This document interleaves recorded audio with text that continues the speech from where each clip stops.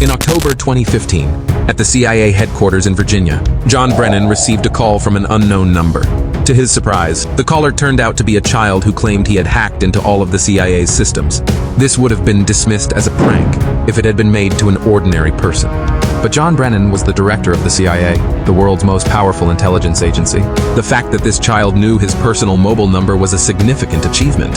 This is the story of two kids who hacked the CIA's systems and brought a superpower like America to its knees. Who were these kids? And why and how did they accomplish this feat? When asked about his demands, the young hacker stated that the US should stop its attacks in the Middle East, particularly in Palestine, and allow the world to live in peace. Before this phone call, the CIA was already aware that their system had been hacked, and you will later understand the damage this hacking caused to the CIA and America. Once the call ended, the entire US, government and CIA sprang into action. As a child had managed to hack such a significant intelligence agency, an embarrassing situation for the CIA.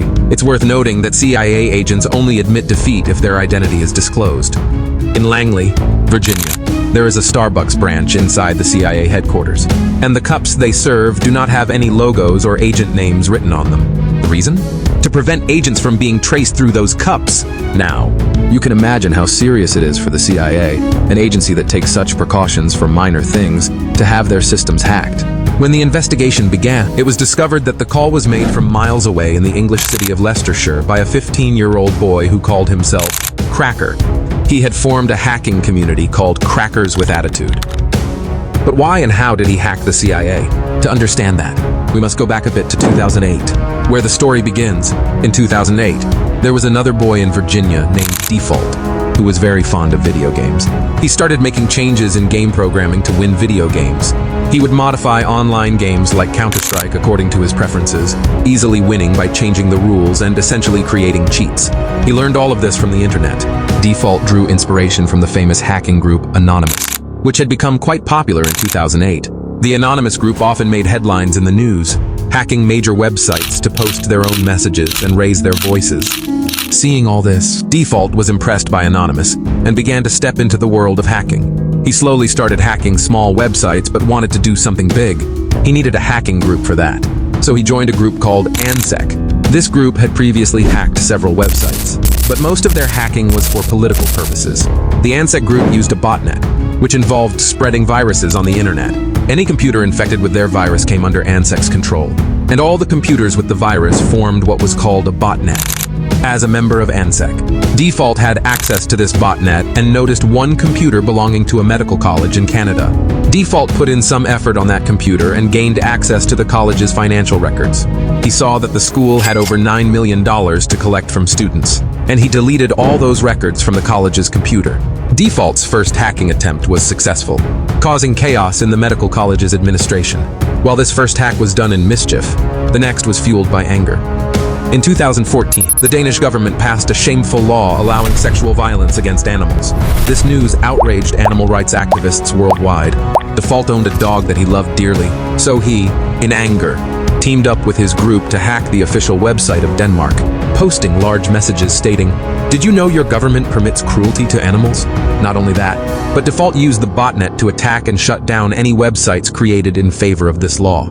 The hacking of Denmark's official website caused the news to spread, leading to widespread condemnation of the Danish government's decision. People began to criticize Denmark. Eventually, the Danish government could not withstand the pressure and had to withdraw this decision the following year. For the first time, Default succeeded in his mission, but people began giving credit to the Anonymous group for this, as they were making headlines at that time. Default did not like that someone else was taking credit for such a significant accomplishment, but he didn't give up and continued his work. Like other hackers, Default did not disclose his identity.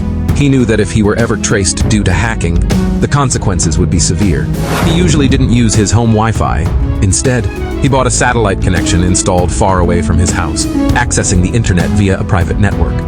His computer was highly secure, taking 30 minutes to boot up due to this security, but he had no problem waiting for that to ensure his privacy. So far, you have only learned about two characters in this story. One is Cracker from England and the other is Default from the USA. Before 2013, they didn't know each other, but an incident brought them together. Edward Joseph Snowden was a computer intelligence consultant at the National Security Agency. while working on an American government project.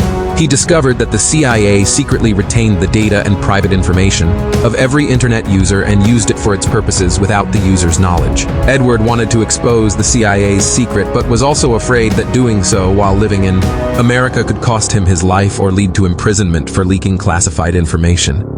Therefore, Edward took a vacation and went to Hong Kong, where he revealed America's secret to the world in front of journalists. This leak caused an uproar globally, and people became angry that their data was being used without their permission and that their every move was being monitored. In reaction to this, Default and Cracker made contact. They decided to teach the American government and the CIA a lesson. They wanted to make the CIA realize how it feels when personal information leaks. Cracker and Default shared the same goal. Default wanted revenge on the USA for invading people's privacy, while Cracker sought retaliation for attacks on Gaza. Their common enemy? The American government. First, they publicly released the phone number of the Director of National Intelligence, James Clapper, which anyone could find by simply Googling. Next, they wanted to hack another high-profile individual and decided to take on the mission of hacking CIA Director John Brennan. When Cracker searched for John online, he found a public phone number that belonged to a legitimate American mobile operator, Verizon. He called Verizon's internal tech team, pretending to be an employee who needed to solve a customer issue because there was a technical problem in their system. The Verizon team asked for a PIN to confirm his identity, which he had already hacked. After verification, Verizon shared John Brennan's personal details with Cracker. Now Cracker had access to John Brennan's account number, backup mobile number, address, and the last 4 digits of his bank card. The next step was to hack Brennan's email.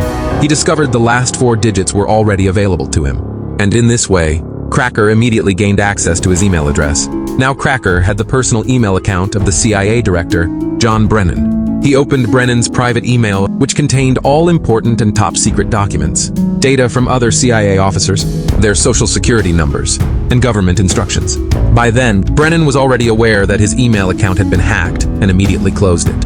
However, it was too late because Cracker had downloaded all that data.